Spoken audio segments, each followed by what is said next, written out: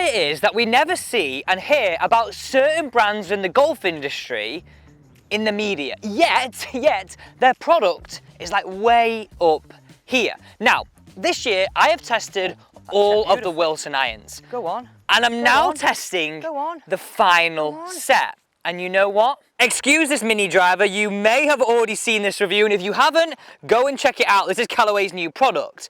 But have a look at these right here. These are the final ones, and I'll be honest, these could be the all-rounders if you're looking for a set of irons this year. These are the Wilson staff model irons, and they're forged. Now, these things are a thing of beauty, aren't they? Look at them. They look really, really good, and I'll be honest, these are like much of an all-rounder, I think. But let me show you why I really do like them. Plus, let's also explore the idea that why don't we really hear about these products? Why do they keep them quiet? I'm trying to find my laser, because I think it's a really interesting topic. Now, we're not only going to test these irons on the fairway, we're going to test them on the par 3s, on tough scenarios, and you know what? Yeah. It's windy today, so they will be put to the test. But also, how far do they go from the rough? Do they get some high launch? Do we get that spin and control? I forgot the yardage. Let me get that again. And the first shot of the day is 156 yards. And this bit of water in front of you right here, yes, it is water. It is a lot of it, and that flag is really quite nasty. And I should have said, I have the odd irons in my bag, and I'll tell you how far I hit every single one of them. Let's start with 9-iron. We've got 156. It might be a little bit of a brave call, this. But my first impressions, and when I put them down behind the golf ball, is that I'm a little bit surprised how thick that top line of the golf club is, right? It really is quite thick for what I'd sort of class as, in inverted commas, a bit of a player's iron.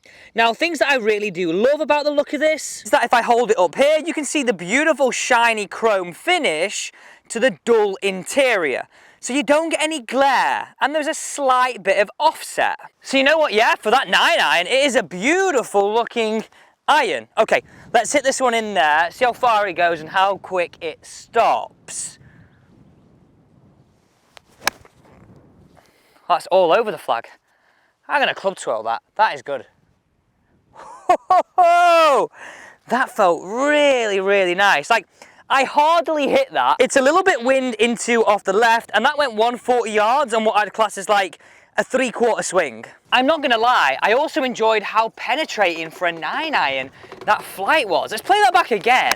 That was a really, really nice flight. Now, I also should have said, I have tested these irons before filming them out here in Portugal. I took them to Nevin. What a golf course this was. So I've tested them in multiple conditions now, which is why over a few holes right now, I can tell you exactly what I love about these irons in a really educated way. So first and foremost, you've seen what the 9-iron looks like. We will get into what the rest of them look like. And for me, the way they look, the way they sit is a huge thing.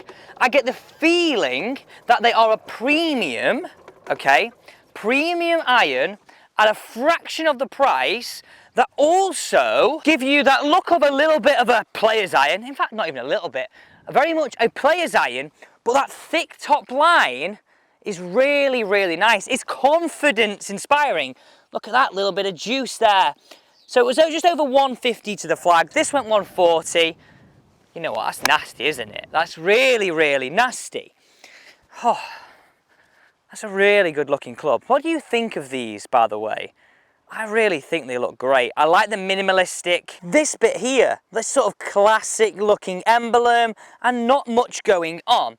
Now it's also important to note that this club is made from forged 8620 carbon steel. So really, really high quality materials that Wilson say allow you to maneuver the golf ball. And you know what? On this next hole, which is just up here, this is going to be well and truly put to the test.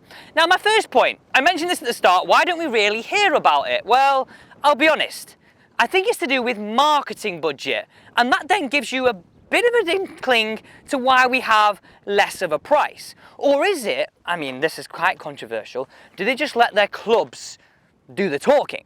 So I've just walked back to this tee with my 7-iron and my 5-iron, and have a look at the progressive shaping. For me, there's a little bit of that going on. In my right hand is the 7-iron, and my left hand I have the 5-iron. You can see how, for me, in my eyes, that the right hand one has a little bit more of a higher toe area, and the 5-iron a little bit more lower.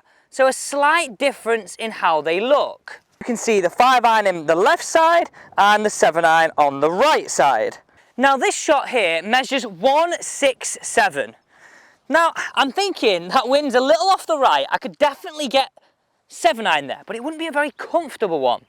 Now usually when you've got irons that have quite a lot of forgiveness, you don't have that ability to play those softer shots. You know, those little ones, you want to take a little bit off. You want to sort of cozy in there, especially when there's water everywhere like we have here. Look, water all the way down here.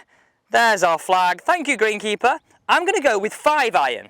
So I'm actually putting these to the test in a real place, in a real environment. Let's see if it's got that shot. A little grip down, one of those. Come on, a little control number. See if it's got it in the locker. Oh, look at that flight. Oh, yes. We will take that all day. Now for me right there, that is around about pin high, which when you've got a whole front with danger, you really, really need. Let's also test though and see if it has the opposite. Can I work the golf ball a little lower with a little bit more of a harder shot? Because this is what irons need to do, especially at this.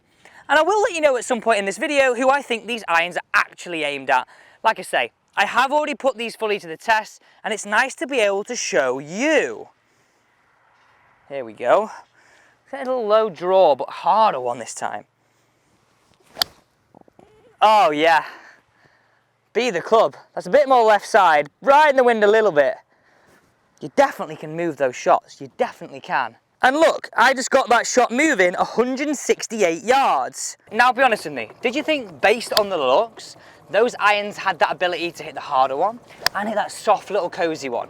I was a little skeptical. I mean, I'm not surprised because the way the irons are designed and what they look like, I thought it had it in there. But why I'm saying I'm skeptical is price point, because you've got to think sometimes, why do they have that ability to make them cheaper? Now, these irons are around about £850. The competitors on the market in Callaway and Titleist are like just over 1,000 and just under 1,000. So there's a little bit of a difference there, isn't there? There's a little bit of a difference. Oh yeah, look at that. Look at that shot right there. That's that 5-iron. Okay, I've now jumped down the fairway onto the next hole because I want to see what it performs like out the rough. Here's where we're going to, and it's around about that 7-iron mark. It's 162 into wind uphill to a left flag. You see this tree? I'm going to try and move it off that. My idea with this test is to try and show you what I did at Nevin, where I really had to play shots and move shots, because I really think these are a bit of a unicorn right here in terms of forgiveness and playability. And I say it's a unicorn because if you're a higher handicap golfer, you want an iron that looks nice but still offers that forgiveness. But if you're a lower handicap player, you want something that gives you the forgiveness and still looks nice. It's hard to find that middle zone, isn't it? It's hard to find that, and at a good price point. Okay, here we go. Can I move it into that flag? Oh, it's a bit of a flyer. It's bullet straight. It's bullet straight. Whoa, that's a bit of a flyer. That was crazy. I mean, we're straight at that tree. Straight at that tree. I think it might have gone a little long. That was a really nice hit. Oh, it has. It has gone long. So that was a little bit of a flyer. Went 179 yards, so a little bit long, maybe caught the back fringe. But I hope you're noticing a couple of things. I'm able to maneuver that flight into wind, downwind. The one thing I would say though, the ball flight, what I noticed that it was a lot flatter than I'm used to, than I was thinking it was going to be. It wasn't as high launching. Now, admittedly, I am playing those sort of punchy shots. On the next hole, I want to just try and hit a 7-iron, a 5-iron, just hit and blanket. We'll get a little bit of a quieter area on the wind and see how that goes. But let's get back to that conversation about that marketing budget and how brands like Wilson, you don't really hear about it. No one really talks about them because at the price point, they're sort of in between, let's say, what we class as premium, where I actually think these are, and that sort of Costco price. They're right in between that, and yet we don't get as much buzz about them compared to the Costco irons, which I do have a video coming up on them. So the only real person that of note that I can really think of that plays Wilson is Project Harrington.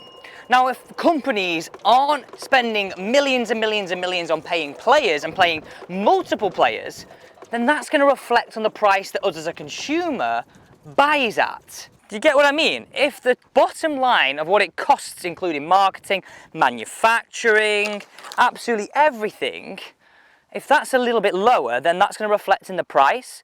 So surely, right, we've got the same product really as other irons, potentially, but just because there's less marketing, less fashionable, we don't pay the premium for them. Now, by all means, if you think I'm talking absolute crap, please do just let me know. Like, let me know your thoughts on that. Do you get what I mean with the marketing? Do you get what I mean with the bottom line figure? Okay, let's try and find this gold ball. Oh wow, it has gone long. It's right near that tree. Well, it's a good job I bought this Wedge. So this is the Wilson Staff model Wedge. PW, it's a really nice looking club. I'll give you what lofts these are in a second too, because that's obviously vital if you're going to purchase them. But go on, at face value, so far after hitting a few shots, would you buy them? Are they going as far or as short as, are they doing what you thought they would do? This is probably not the club for this, but we'll play it anyway. Little chip and run, pitching wedge, just land it on here. Oh, that checked beautifully. Go on, go on, go on, go on.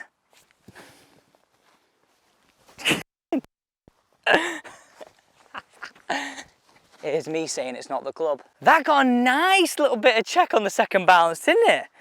Look at these grooves. Let's go and pick this out the hole. Yes! And here you go. Here's the grooves on these clubs, and they feel quite deep, quite sharp, and you've got sort of grooves within grooves. You can tell I've warmed up on the mats too, and you've got a little forged area here. If I rub that off, a little bit of a forged mark on the back. Okay, this is really quite interesting. I've seen this before on multiple sets of irons within Wilson, and this is what Wilson right here call the fluid hosel. Now, it's essentially designed to eliminate unused weight. So if you think about it, it allows Wilson to reposition weight around the head to improve overall performance and forgiveness. And it's actually a little bit of an adaptation of the classic Dynapower irons, which I have tested. That's what I would say are they're like super most forgiving. These ones right here you can see on the screen, sort of, how can I say it, like game improvement irons. And you have a bit of this in the iron, hence why before it was a little bit of a unicorn iron. It's also a little bit bizarre because Wilson call these, let me grab 7 iron and 5 iron, a precision milled cavity back. And I wouldn't call them a cavity back. I really, really wouldn't. They don't even come into the equation. Like, look at them 7 iron and 5 iron down at the ball here. Now remember, we're just gonna hit some shots away, not really manipulate ball fly, just hit them away and see what height we get right here. That's our 7 iron down behind the ball. Oh, you can see the little flyer here, the grass that stayed on there. Okay, that's that 7 iron down behind the ball. Again, looks quite inviting. Not a small head, but certainly like, not a cavity back. Cavity back I'd class as slightly bigger behind. And there is our 5 iron. Again, a nice head shape. And to me, this bit right here gets a little bit thicker, which is nice. Nice and inviting. Wilson also say these grooves give you more spin and better stopping power. And I have seen that, to be fair, so far. I'm going to start with 5 iron. Let's see what we can get this one going at. I'm going to aim pretty much straight towards that bunker, maybe just right of it so it doesn't end up in it. But let's hit this one. Also, let me know what you think of this flight too. I'm interested in this because the last few shots I've had to manipulate. Oh yeah, that's a nice 5 iron flight. Direct, but high. That felt so solid off the face. Wow. Wowee. Two what? 211 carry. Oh yes. And let's just talk lofts. Now you can get these in 2 iron all the way down to, if I turn my phone round, I want to make sure I get this right, gap wedge. So the 2 iron's 18 degrees. Let me talk you through the 5 iron down. So 5 iron's 26, 6 iron's 30, 7 iron's 34, 8 iron's 38, 9 iron's 42, pitching wedge is 46, and the gap wedge is 50 degree. So yeah, like they are on the strong side, but you're still able to launch them, which is what you want. Now, hopefully you get the point of what I mean about this being a unicorn, and I said I'd tell you exactly who these irons are aimed at. Now, in my opinion, these irons are aimed at, like I said earlier, that category of a golfer who's on the verge of changing from something really forgiving to something a little bit better looking, if we're honest, a little bit more players-like, but you don't want to substitute much forgiveness. You still want that little bit of help that gives you distance, easier launch. But then if you're a lower handicap player and you want something that's, I guess, on, let's say, the more forgiving side, but you don't lose the looks, like, you get it. Look at this. Look at the cavity here. They're really good looking irons. Now, I know they've got a Wilson badge, and you might say, Alex, I just don't want to go Wilson. But I'd say to you, why? If you're getting the tech, right? Oh, again, that is a lovely flight. Lovely flight. A little bit lower than I thought a 7-iron would go, but another very, very healthy distance. And I think I'm going to say it. I'm whispering because there's a few people there.